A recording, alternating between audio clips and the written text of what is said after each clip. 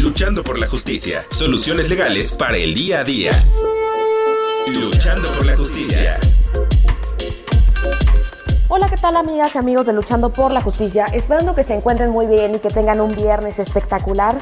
Yo soy Jessica Torres y los escuchamos a través de Ciudadana 660, todas las voces del Instituto Mexicano de la Radio. Invitarles como cada viernes a escuchar el contenido de este programa que se transmite al aire en radio tradicional, asimismo de la app de Limer Radio y diversas plataformas digitales en donde se escuchan las estaciones oficiales del país. Y el día de hoy tenemos a un súper invitado. Él es el doctor Alfonso Herrera, quien tiene este grado académico por la Universidad Complutense de Madrid, cuenta con el nivel 2 del SNI del CONACYT, actualmente colabora en la Escuela Judicial Electoral del Tribunal Electoral del Poder Judicial de la Federación para platicarnos sobre la reforma al Poder Judicial Federal y el tema de los fideicomisos. Asimismo, nos va a explicar sobre la implicación de esta reforma electoral. Muchas gracias, Jessy. Es un gusto para mí estar contigo, estar compartiendo con tu auditorio, y para mí es un honor estar de nueva cuenta en este espacio para poder platicar temas que tienen que ver con el Poder Judicial. Querido doctor, queremos saber qué pueden hacer las y los trabajadores del Poder Judicial. Asimismo, también que nos expliques si deben de prevalecer o no los fideicomisos. Si bien ya existe esta suspensión para resolver el fondo en lo que lo atienden el asunto en la Suprema Corte, pues realmente nos cuestionamos si deben de prevalecer o no estos fideicomisos. Sin duda ha sido un tema que ha sido motivo de múltiples discusiones en la opinión pública, en las redes, dentro de los propios poderes públicos. La reforma que sufrió recientemente la Ley Orgánica de Poder Judicial de la Federación y que buscaba exclusivamente una acción específica, que es una extinción de fideicomisos que estaban siendo administrados por el Poder Judicial de la Federación, definitivamente también por la Suprema Corte de manera directa, y muchos de ellos en efecto tenían como propósito y objetivo establecer reglas de operación relacionadas con ciertos aspectos que están vinculados con pensiones, estaban vinculados con las prestaciones de seguridad, pero específicamente de salud pública de los trabajadores, de los servidores públicos del Poder Judicial de la Federación. Lo primero que probablemente habría que decir es que los fideicomisos extinguidos es efectivamente recursos públicos que estaban siendo administrados bajo esta modalidad por el Poder Judicial. Afecta directamente a los trabajadores, afecta directamente a la estructura del Poder Judicial la extinción de estos fideicomisos. A esa pregunta hay que responder que, dadas las condiciones y las materias a las cuales estaban dirigidas y dirigidos estos instrumentos, definitivamente hay una afectación en cuanto a la materia que estaba siendo regulada operativamente por los fideicomisos. Esto es en abstracto, es decir, no de manera concreta para iniciar una explicación, sino en abstracto, si hay una afectación en cuanto a los recursos económicos que estaban contenidos en estos fideicomisos, que estaban siendo administrados con distintas reglas de operación, hay que decirlo, pero que sí estaban siendo administrados de manera ordinaria por el Poder Judicial. Al no continuar las reglas de operación vigentes, desde ese punto de vista, desde el momento que se extinguen estos instrumentos, ya no habrá entonces una operatividad de estos fideicomisos, con lo cual algunos de los cuales estaban financiándose de manera, digamos, un autofinanciamiento en la obtención de estos recursos y en la administración, pues ya no podrán seguir siendo operados. Por lo tanto, se tendrían que hacer necesariamente nuevos cálculos respecto a cómo estaban dirigidas estas reglas en relación, por ejemplo, con las pensiones que estaban siendo administradas, sobre todo dirigidas, las más preocupantes, a trabajadores de mandos medios y trabajadores operativos. Tendrá que haber necesariamente una compensación con reglas posteriores, porque ahora tendrá que venir un segundo periodo en donde la administración del Poder Judicial tendrá que realizar ejercicios de compensación. Por eso yo creo que no podríamos tener a priori un impacto específico en cada una de las esferas de remuneraciones de los trabajadores de manera concreta, porque ahora tendrá que haber una revisión, como digo, de estas economías para observar de manera concreta y específica va a afectar la extinción para poder agotar derechos adquiridos, sobre todo lo que tiene que ver específicamente con pensiones que estaban siendo financiadas con estos fideicomisos, las cuestiones que tienen que ver con el derecho a la salud pública.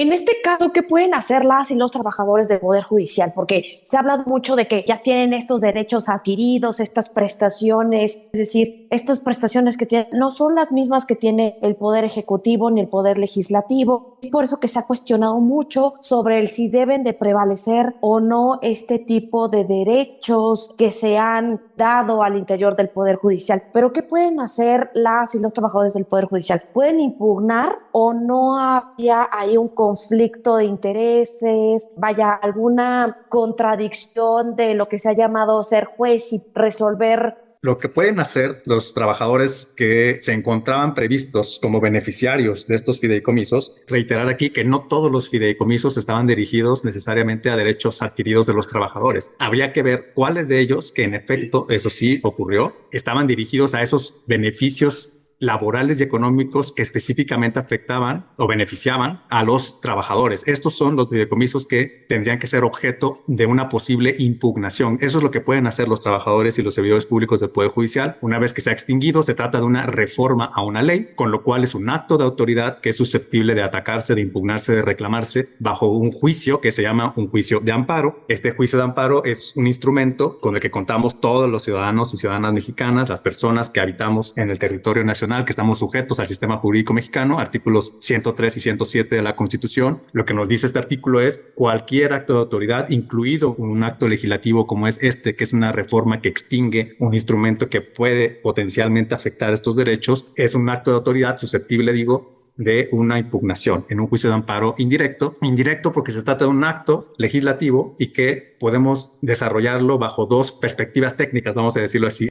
Perspectiva de un efecto autocompositivo, que significa que en el momento mismo en que se publicó la reforma ya es susceptible de causar afectaciones inmediatas. La segunda pregunta que detecto, y es de tu cuestionamiento, es si hay conflicto o habría conflicto de interés. Es un tema interesante porque desde luego que al convertirse los trabajadores en titulares de derechos y en demandantes ante el Poder Judicial de la Federación, que es competente para resolver precisamente el juicio de amparo, podemos tener la percepción de que existiría esta ecuación de juez y parte. Hay que decir que no necesariamente es así desde el punto de vista técnico. Si un trabajador operativo o un trabajador que pertenece a un mando medio superior, por ejemplo, que son los afectados con la extinción de uno de ellos, va y recurre en una demanda de amparo, quien va a conocer del amparo y va a resolver de manera directa es un juez federal. Todo lo que nos dice la ley de amparo que tiene que hacerse para resolverlo. Estas personas pueden no ser coincidentes, desde luego, y no tendrían que ser coincidentes con quienes impugnan o demandan de manera directa. Lo podríamos nosotros conceptuar como que se es juez y parte cuando yo soy el mismo que demanda y tendría que ser el mismo que resuelve. Pero sí hay que aceptar una cuestión, que las personas que van a resolver, a instruir y a poner en estado de resolución un juicio de amparo que tenga que ver con la extinción de los fideicomisos, es verdad que pueden encontrarse en una situación análoga a la que está siendo motivo de la demanda. Eso sí es verdad. Podría haber, hay que admitirlo, una apariencia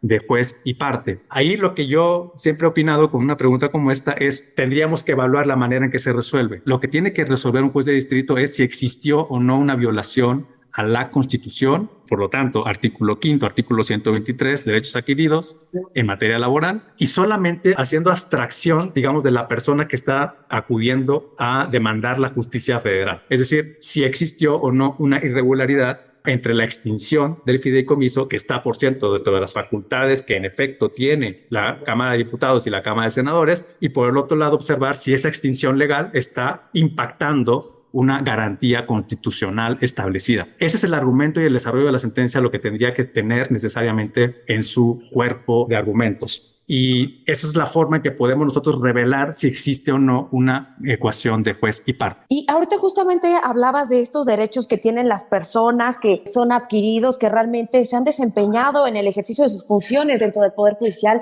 y que, bueno, tienen también derecho de acceso a la justicia, a pesar de que también podría interpretarse a que pudieran ser juez y parte. O sea, realmente tienen oportunidad también de impugnar cuando ellos consideran que se les vulneran sus derechos. Pero ahorita, querido Alfonso, también me haces pensar en el tema de los fideicomisos. ¿Es válido o no que los poderes federales tengan, en este caso el Poder Judicial, el acceso y la administración y la posibilidad de crear fideicomisos? Yo tendría que opinar en el sentido en que un abogado, un jurista probablemente no tenga los elementos necesarios para establecer si es necesario o no tener esos instrumentos en la administración de los recursos públicos. Necesariamente yo creo que quienes nos podrían dar una luz al respecto pues son quienes son expertos en la administración pública, en la administración de los recursos de las finanzas públicas y justamente en temas administrativos. ¿Qué podríamos opinar nosotros como juristas, como constitucionalistas, como quienes nos dedicamos al mundo del derecho? A mí me parece que desde luego que hay una parte muy importante en los poderes públicos, en los órganos constitucionales relacionada con la administración interna, desde luego, al tal grado de que hay una garantía presupuestal para su manutención, para poder garantizar su existencia misma institucional.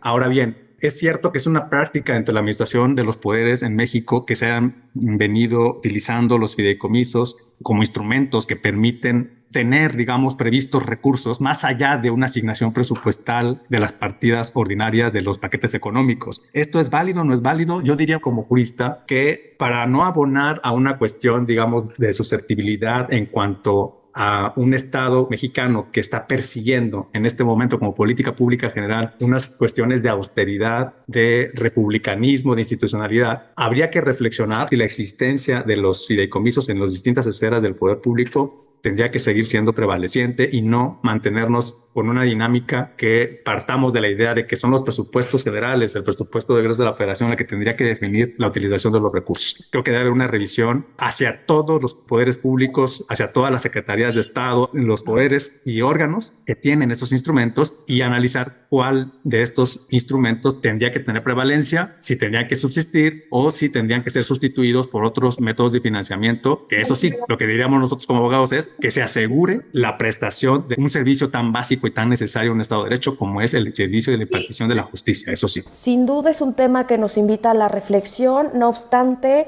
vamos a hacer una breve pausa aquí en el Imer Radio. No le cambien y regresamos en breve.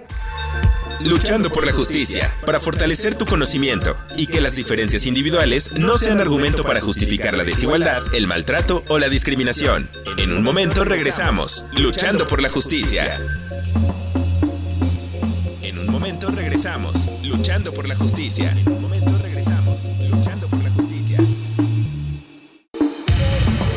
Continuamos, Luchando por la justicia.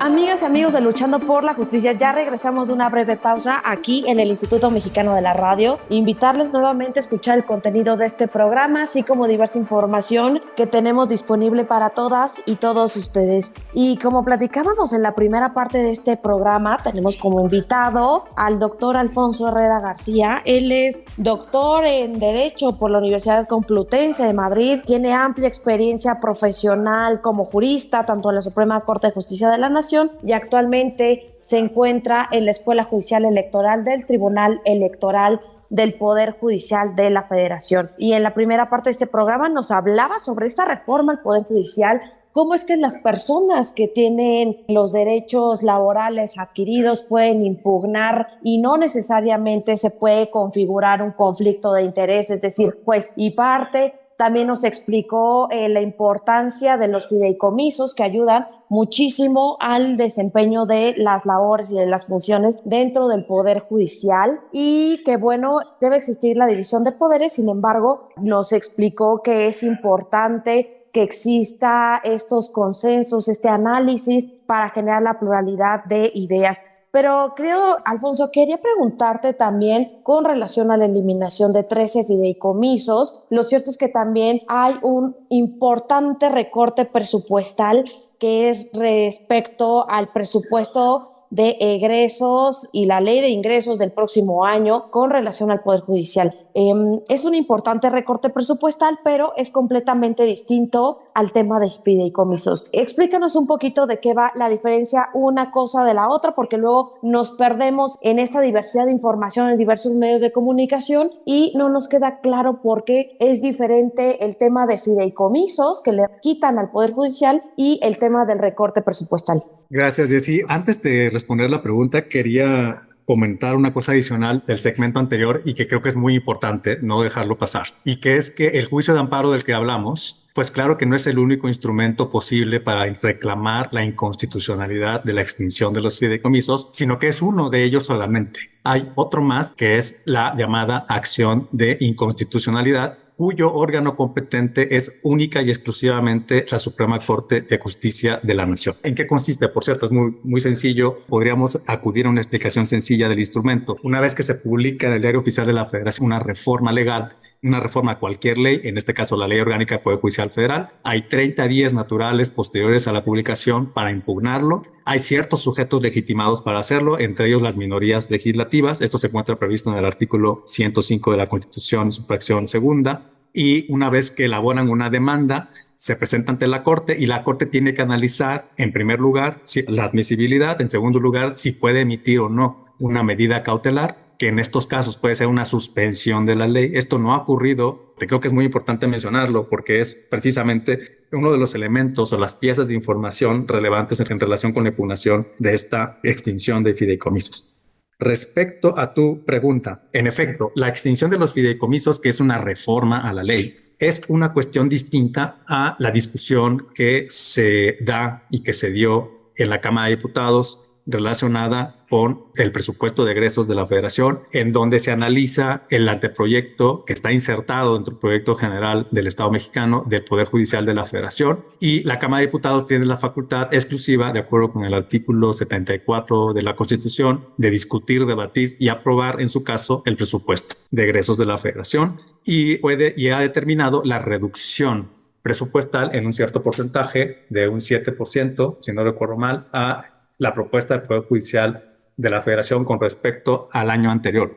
Esta es una cuestión distinta. Es una cuestión que tiene que ver con un decreto emitido por la Cámara de Diputados y que también tiene que publicarse oficialmente para surtir sus efectos en relación con cuáles son los egresos de la Federación previstos para el año 2024. Aquí hay una discusión técnica y jurídica también relevante, pero insisto, distinta de la cuestión de los fideicomisos, porque tenemos otro acto de autoridad susceptible de ser analizado posiblemente en una posterior impugnación. También tendríamos que analizar los instrumentos, en su caso, si es o no revisable por el propio Poder Judicial, porque es el poder que tiene atribuida la competencia para analizar los excesos posibles del poder político, en este caso que materializados en otro acto legislativo, pero ya no en forma de ley, sino en forma de decreto de presupuesto. La discusión técnica que se va a dar al respecto es qué instrumentos entonces podemos nosotros tener previstos en nuestro sistema jurídico para reclamar la inconstitucionalidad posible de este decreto. Aquí hay una discusión que se puede dar de manera muy amplia y que va a meritar dentro de la propia Corte pues discusiones si es que se presentan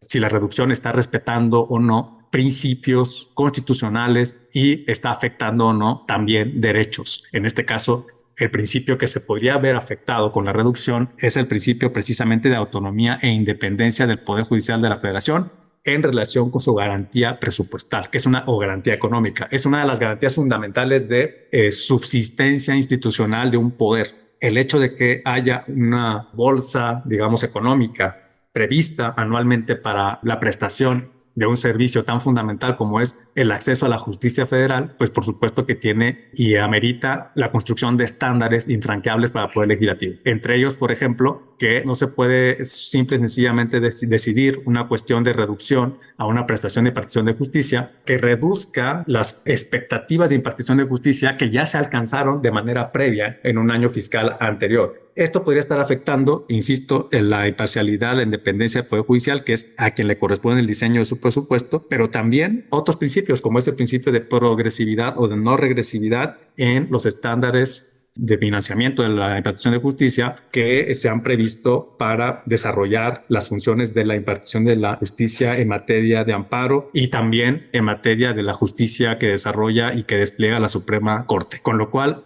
habrá que ver entonces en esta discusión pues cuáles son los instrumentos que serán los procedentes. El juicio de amparo podría ser alguno de ellos, los alcances son más limitados, pero se puede pensar en una acción de inconstitucionalidad como posible instrumento siempre y cuando se califique al acto que tiene efectos generales, abstractos e impersonales, como si fuera una ley, lo cual está sujeto a discusión. Los precedentes de la Corte es que este tipo de actos son administrativos y que por lo tanto, desde ese punto de vista, incluso podríamos pensar en que es inadmisible la acción de inconstitucionalidad. Hay quienes pensamos que no, que hay que pensar en una equivalencia del efecto que tiene un presupuesto como es este decreto y que podemos equipararlo a lo que es una ley, que es entonces una norma de carácter general que abre la puerta a un control abstracto. Entonces la Corte tendría que analizar su competencia, abrir un juicio, analizar la suspensión y con todo lo que eso implica, que tiene grandes repercusiones políticas, por supuesto. Sin duda nos invitas a la reflexión, no solamente a las personas que no tenemos o que no teníamos mucha claridad sobre el tema, querido Alfonso, pero el que nos dejes ver que si bien el presupuesto de egresos de la Federación no tiene como tal un proceso legislativo, es decir, su naturaleza es administrativa, lo cierto es que puede vulnerar actividades sustantivas, la reducción presupuestal de cada una de las entidades, incluso federativas, incluso de los poderes federales y de también lo que realizan a nivel local en cada entidad federativa. Creo que es un tema presupuestal que tiene sus características. En algún momento alguna querida invitada igual también nos platicó de cómo es la naturaleza del presupuesto de egresos de la Federación, cómo se disipa y se distribuye este dinero incluso a nivel local, a nivel municipal. Sin duda todavía tenemos varios retos y varias interrogantes. ¿Cómo es que va a resolver la Suprema Corte de Justicia de la Nación? Si realmente va a analizar de fondo el expediente o nos vamos a limitar nuevamente a un tema de cuestiones de forma. Si realmente el presupuesto de egresos se puede analizar como una ley y si realmente el propio Poder Judicial puede fungir como lo que se ha cuestionado mucho, como juez y parte, y si pudiera caer en escenarios de romper esta división de poderes del Estado mexicano. Pero que Alfonso, se nos acabó el tiempo aquí en la radio y quisiera pedirte redes sociales, dónde te encontramos, dónde te seguimos, te consultamos. Muchas gracias, Jessy. Pues he disfrutado mucho este espacio, como siempre. En efecto, yo me mantengo en contacto con una comunidad en Twitter, ahora llamada X, en la dirección @jalfonsoherrera. Y bueno, también pensar en qué puede ser de interés. Recientemente se ha publicado un estudio que desarrollamos conjuntamente Eduardo Ferrer MacGregor y un servidor, y que ha publicado el Parlamento Europeo. Está disponible en abierto en la página del Parlamento Europeo y que se denomina El Estado de Derecho en México, que aborda y que está inserta en una colección de derecho comparado que está impulsando el Parlamento Europeo en relación con muchos países. México fue invitado en esta ocasión y bueno, tiene que ver mucho con lo que hemos comentado hoy, precisamente porque hablamos de los instrumentos de control y los derechos existentes constitucionalmente, distintos casos recientes relacionados con el fortalecimiento del Estado de Derecho, los problemas que hay en la práctica, que son muchísimos en materia de Estado de Derecho en México. Tenemos una aproximación conclusiva ahí en relación con sus deficiencias, etcétera, y creo que puede ser de interés para todos poder consultarlo, y está en la página del Parlamento Europeo en la colección de Derecho Comparado del Estado de Derecho en este 2023. Pues un gusto poder compartirlo con todos ustedes. Oye, Alfonso, duda adicional. ¿Es gratuito este documento que nos compartes? Es gratuito totalmente, se puede bajar, se puede analizar desde luego todo el texto, se puede consultar completo en PDF.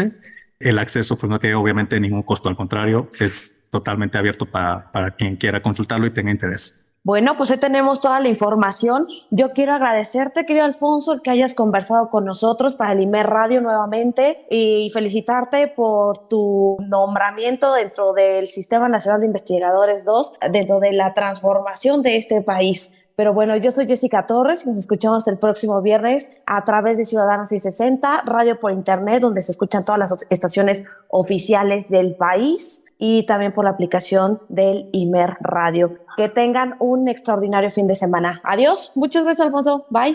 Muchas gracias. Bye. Cápsula de la semana. Cápsula de la semana. Cada 18 de diciembre se conmemora el Día Internacional de las Personas Migrantes, reportando que los conflictos, la inseguridad y los efectos del cambio climático han contribuido en gran medida a los movimientos forzosos dentro de los países o a través de las fronteras. Actualmente contamos con el Pacto Mundial para la Migración Segura, Ordenada y Regular para hacer realidad la movilidad humana y de este modo aprovechar las posibilidades que ésta ofrece. Esto fue Luchando por la Justicia. Promueve el pensamiento de respeto a los derechos humanos. Luchando por la Justicia.